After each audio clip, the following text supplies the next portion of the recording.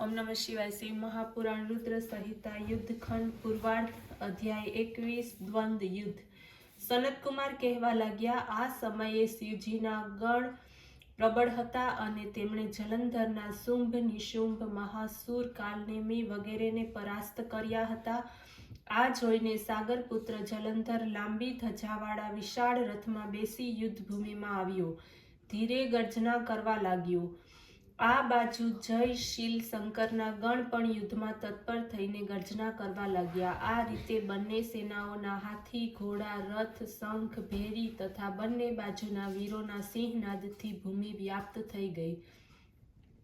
પછી જલંધરે બાણ વર્ષા કરી પૃથ્વી આકાશને વ્યાપ્ત કરી લીધું અને નંદીને 5, ગણેશને 5 તથા વીરભદ્રને એકી સાથે 20 બાણ મારીને તેના શરીરને વીંધી નાખ્યું। મેઘ સમાન ગર્જના કરવા લાગ્યો। આ જોઈને રુદ્રપુત્ર કાર્તિકેય પણ દૈત્ય જલંધર ઉપર પોતાની શક્તિનો પ્રહાર કર્યો, ઘોર ગર્જના કરી, જેના આઘાતથી તે પૃથ્વી ઉપર પડી ગયો, પરંતુ તે પાછો ઉઠી ઊભો થયો। ક્રોધે ભરાયેલા તેણે કાર્તિકેય ઉપર પોતાની ગદાનો પ્રહાર કર્યો। બ્રહ્માના વરદાનની સફળતા માટે શંકર પુત્ર કાર્તિકેય પૃથ્વી ઉપર સૂઈ ગયા। ગણેશ અને નંદી પણ વ્યાકુળ થઈ ગયા અને એના પ્રહારથી ઉપર પડી ગયા। વીરભદ્ર ઉપર પરીઘનો પ્રહાર કરી પરિણામે એનું માથું ફાટી ગયું, ઘણું લોહી વહેવા લાગ્યું। વીરભદ્ર વ્યાકુળ થઈને ધરાશાય બન્યા અને વીરભદ્રને પૃથ્વી ઉપર પડેલો જોઈને શિવજીના ગણો વિચલિત થઈને સંગ્રામ ભૂમિને છોડીને નાચવા લાગ્યા। અધ્યાય 22 શિવ જલંધર યુદ્ધ। સનત કુમાર બોલ્યા, હવે રુદ્ર રૂપ મહાપ્રભુ શંકર તે ગણોની સાથે નંદી ઉપર સવાર થઈને હસતા હસતા યુદ્ધભૂમિમાં આવ્યા। તેમણે આવેલા જોઈને એમના હારેલા થાકેલા ગણો પાછા ફર્યા, સિંહનાદ કરતા પોતાના આયુધોની સાથે દૈત્યો ઉપર પ્રહાર કરવા લાગ્યા। ભીષણ રૂપધારી રુદ્રને જોઈને દૈત્યો ભાગવા લાગ્યા। ત્યારે યુદ્ધમાં પોતાના દૈત્યોને પરામુખ થતા જોઈને જલંધર હજારો બાણોને છોડતો શિવજી તરફ દોડ્યો। એટલામાં શિવજીએ જલંધરની બાળ ઝાડને કાપી નાખી, પોતાના ગણોને નિર્ભય બનાવ્યા, પોતાના અન્ય બાણોથી આંધીથી દૈત્યોને પીડિત કરી દીધા। ખડુગરોમાં નામક દૈત્યને પોતાના પરશુથી મારી નાખ્યો, બાલાહકનું પણ માથું કાપી નાખ્યું, ઘસ્મર પણ માર્યો ગયો। શિવગણ વિશાખા દ્વારા પ્રચંડ નામના દૈત્યનું માથું કાપી નાખવામાં આવ્યું। કોઈકને શિવજીના નંદીએ માર્યો અને બીજા કેટલાય બાણોથી ઘવાઈને મરાયા। આ જોઈને જલંધર પોતાના શુભાદિક દૈત્યોને ધિક્કારવા લાગ્યો, ભયભીતને ધૈર્ય બંધાવવા લાગ્યો।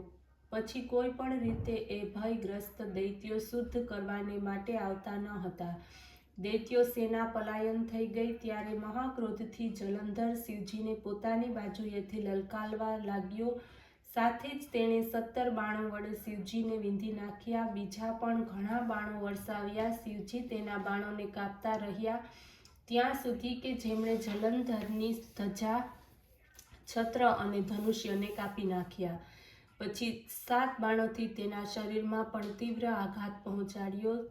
ધનુષ્ય કપાતા જલંધરે ગદા ઉપાડી, શિવે પ્રચંડ બાણ મારી તેની ગદાના ભૂકા કર્યા। ત્યારે તેને થયું કે શિવજી મારા કરતાં વધુ બળવાન છે, તેથી તેણે ગંધર્વી માયા ઉત્પન્ન કરી અનેક ગંધર્વો તેમજ અપ્સરાઓના ગણ પ્રગટ કર્યા। વેણુ, મૃદંગ વગેરે વાજિંત્રોની સાથે નૃત્ય, ગાન વગેરે થવા લાગ્યું।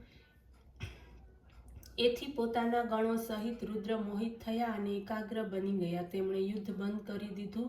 પછી તો કામ મોહિત જલંધર ઘણી જ શીઘ્રતાપૂર્વક ત્રિનેત્ર શિવજીનું રૂપ ધારણ કરીને વૃષભ ઉપર બેસી પાર્વતીની પાસે આવી પહોંચ્યો। આ બાજુ જ્યારે પાર્વતીએ પોતાના પતિ શિવજીને આવતા જોયા તો સખીઓનો ત્યાગ કરીને તે આગળ આવી। તેને જોતા જ કામાતુર જલંધરને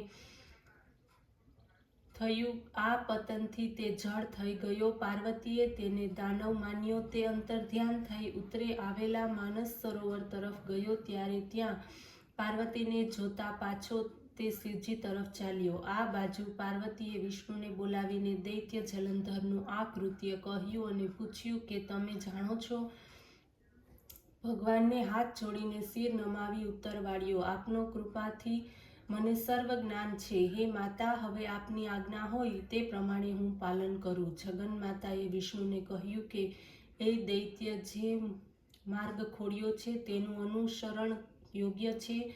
હું તમને આજ્ઞા આપું છું કે તમે જઈને તેની સ્ત્રીનું પતિવ્રત ભ્રષ્ટ કરો. આ દૈત્ય ત્યારે જ મરશે. પાર્વતીની આજ્ઞા થતાં વિષ્ણુએ તેને શિરોધાર્ય કરી છલ કરવા માટે જલંધરના નગર તરફ ચાલ્યા. નમઃ શિવાય.